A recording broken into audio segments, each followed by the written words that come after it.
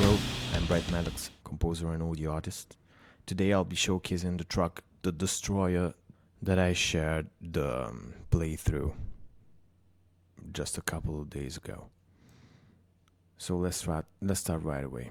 The first thing that came for this track are the guitars. They sound like this.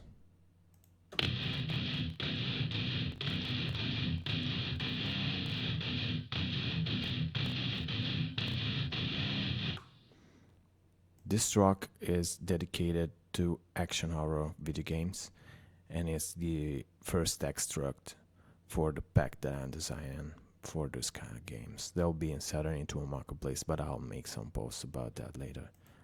So this track is directly inspired from the work of industrial metal bands just like Fear Factory or solo artists like Celldweller or like Mick Gordon, the composer for the Doom soundtrack. And given the genre, it consists mainly in layering heavy processed guitars and synths. So starting from this riff, I designed the first synthesizer. I used Omnisphere. That's a great synthesizer.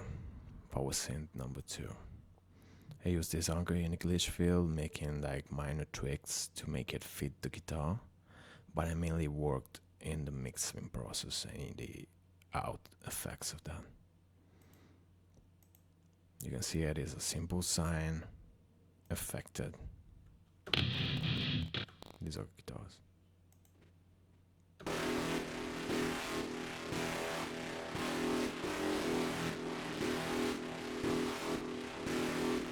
Sync walking down there. Very Soundtoys, but I didn't touch that. This is with the effects. Without the effects, it sounds like this.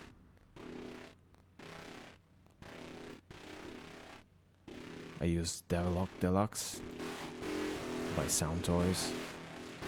That's a really great distortion and crushing OST.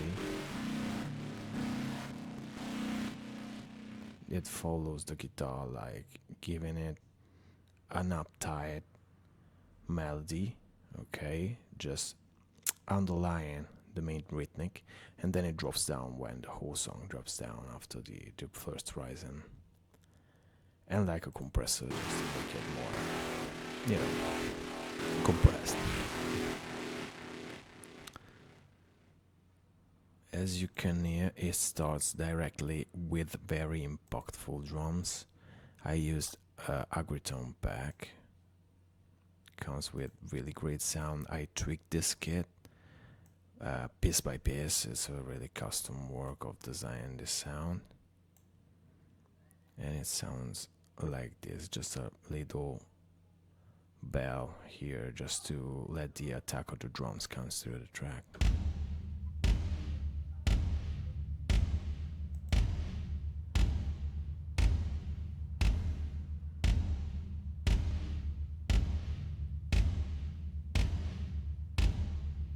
And then it drops down like this.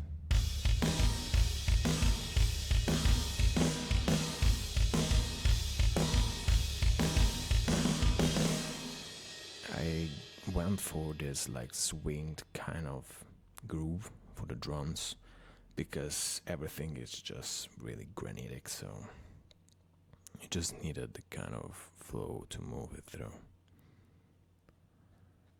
Another thing that I inserted here are these hi-hats.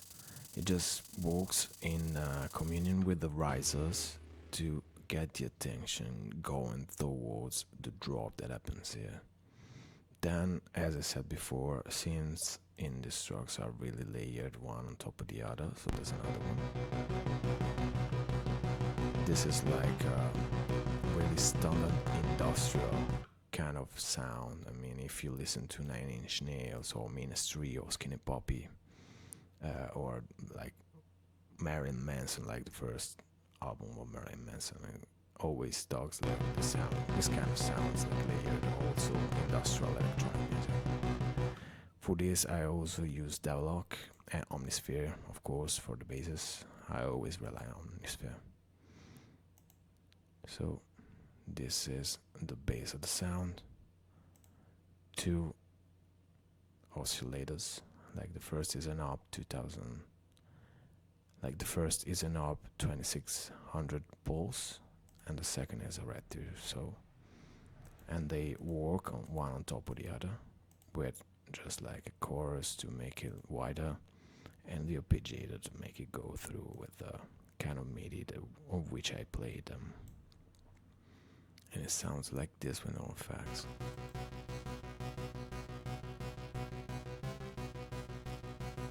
Yeah, like those standard 90s kind of synths. Then with distortion, gets more plasticky, more direct. Compressor raise it up in the volume. And then I crushed it with this brilliant plugin, Skull Crush. I really push it through, like there's a really hard drive and really crushed it. This lets you decide how much you want shit to go nuts, but I wanted it to sound wide and wild. Sorry. So let's play the synth all together with the FX.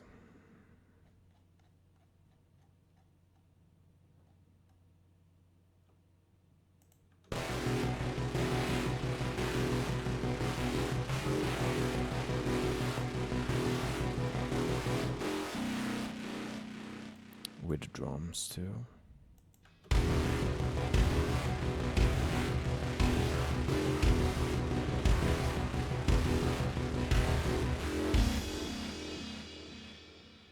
Just before the drop, it comes this little synth, just like just a little rhythmic that follows the rhythm of the guitars, like an harmonic kind of thing.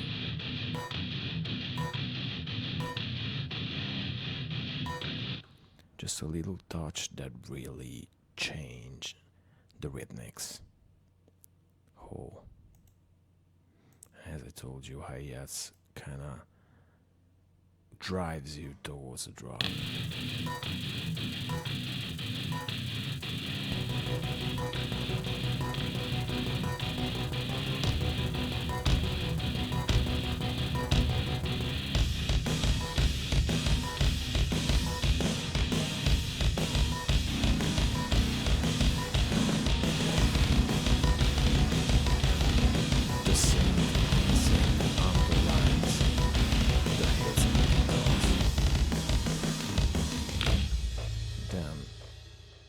This second part is like another build-up coming right after the first drop, and it consists mainly in a change of basic rhythm.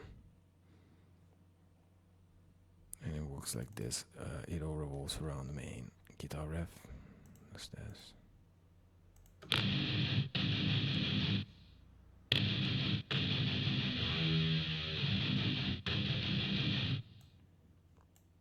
With the drums.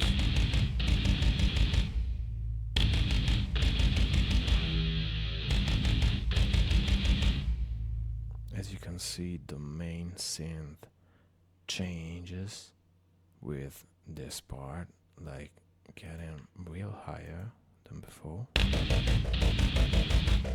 And it's like stopping its way towards your ears through this really impactful part, because I think that this central part really provide a major output in terms of impact to this track. Then there's this last one.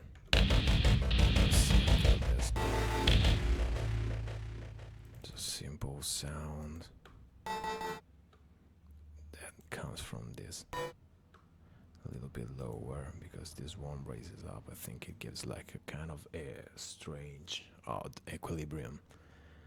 When one synth drops, another should rise, and vice versa, just for the sake of equilibrium inside of the track.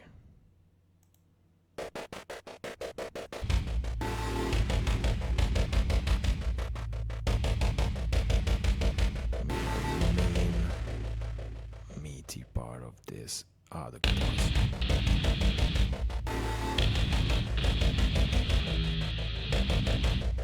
As you can see, this is not just plain gate. I really shuttered the guitar recordings to like really gated, that there is no way to be gated there. There's like zero output, and that's the best for me in this kind of scenario. Then it rises again, so we have hi-hats again.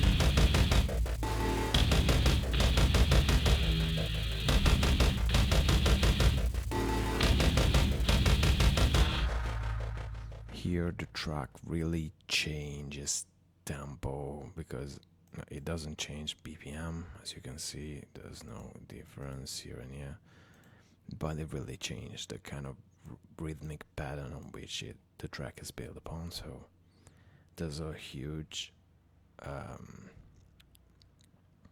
drum feel here.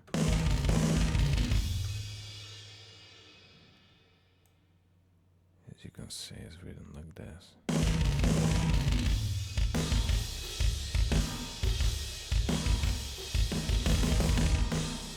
There's blast feels here and there, and the synths get really busy here.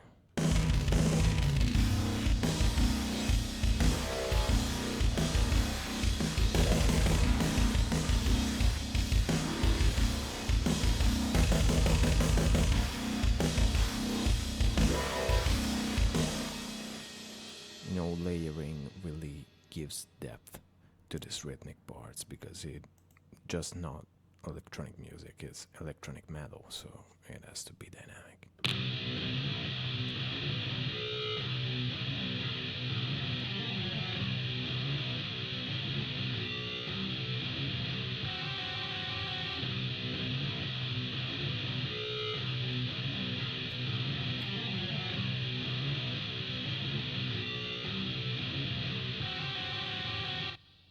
I really end up like making one riff in a way and another one with a slightly difference just after the first repetition of the bars. And a lot of the times I come up with like a feel with the synth, and I then have to re-record a single part. And it's like, it seems really messy, but I mean, that's my kind of party. And that is how the riff sounds with just guitars and drums. So you can just hear the metal.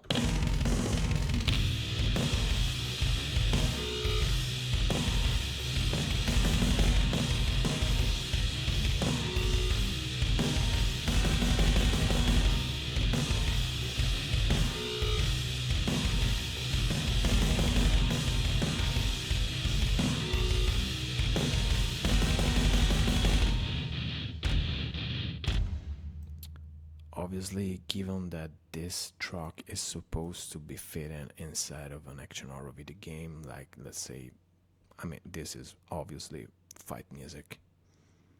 So let's say that you have to play like 10-15 minutes of an encounter with enemies. The track is 120, a little bit more. Or a little bit less because I have this little. Okay, so never mind that. More than a minute, but it's not 15 minutes. So it has to be loopable.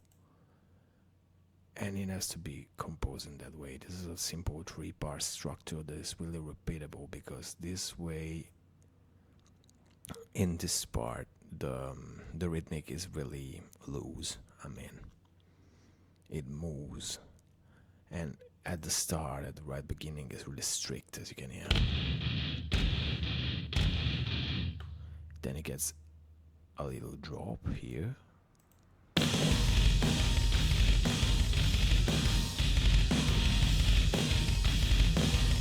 And then it gets even more strict.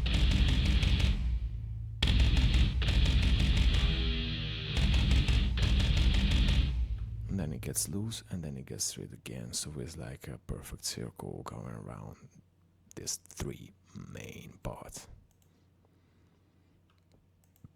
As for mixing, the main thing that I had to accomplish is making some synths that could mix well with the guitar sound. So the guitar sounds like this. They are very sharp, they're very dry in a certain sense. It's not that kind of hard rock sound that's really processed. And with the first synth, they get a bit more reverb.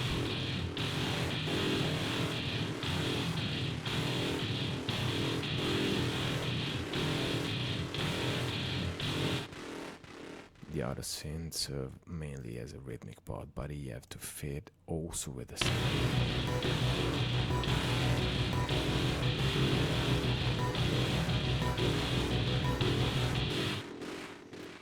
As you may have noticed by now, there is no electronic bass because a lot of the bass part of the spectrum inside of this mix is covered by the synth and by the huge drums.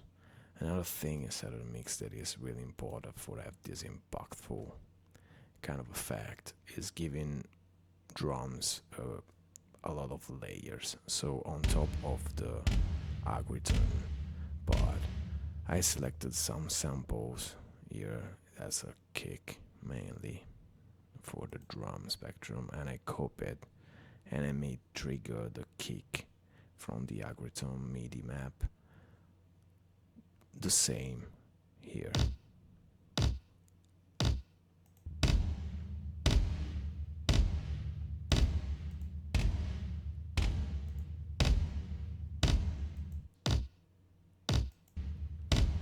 As you can hear, it had a little bit more of a tag like this, and giving it another layer instead of modifying or cueing the already existing drums. It gives more dimensions and more diversity inside the whole track. Then I managed to make a lot of to insert a lot of other samples. As you can see, this is a trailer hit, and I kind of overused it in certain parts, but it adds to that kind of mechanical movement. This is really loud also. Works like a gunshot, and it just underlines the drums.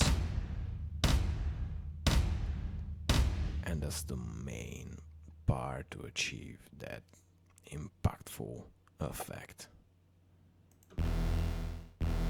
This is another thing that I inserted as sample, and it adds the urgency towards the drop. It works like an alarm if you hear it along with drums, like a siren.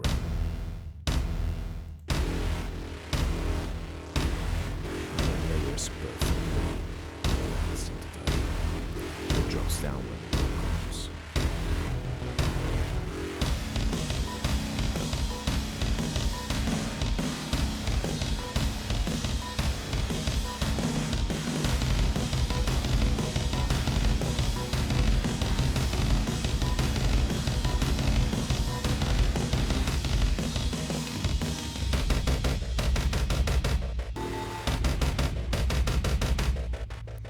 Having this sample, this sliced, it really adds to the mechanical effect of this part. It's like an industrial guaranteed effect. Then I put this riser in, this really cinematic part. It comes from a free sample pack that I downloaded some time ago, and I just stick with it because it's just so good.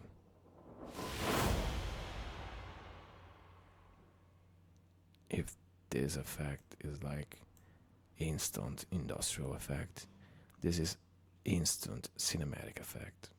And for a video game soundtrack, you really need to achieve that. Another thing that I inserted in this part when the drum fill comes in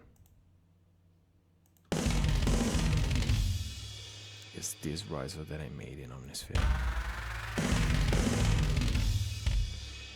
And it's really peculiar, his effect, because it has a little delay at the end of it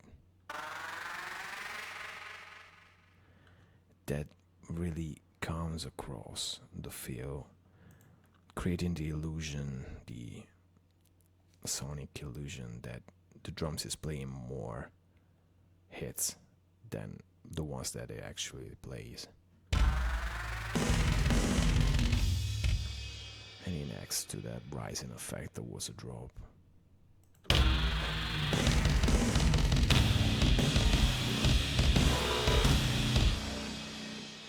So this is what I did. I also made some master that right now is not active,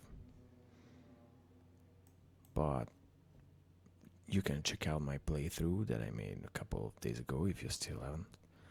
And you can stay tuned for another track, because in the following days I will publish another playthrough and another commentary like the one that I just did. Thank you for passing some time with me. Hope it wasn't that boring.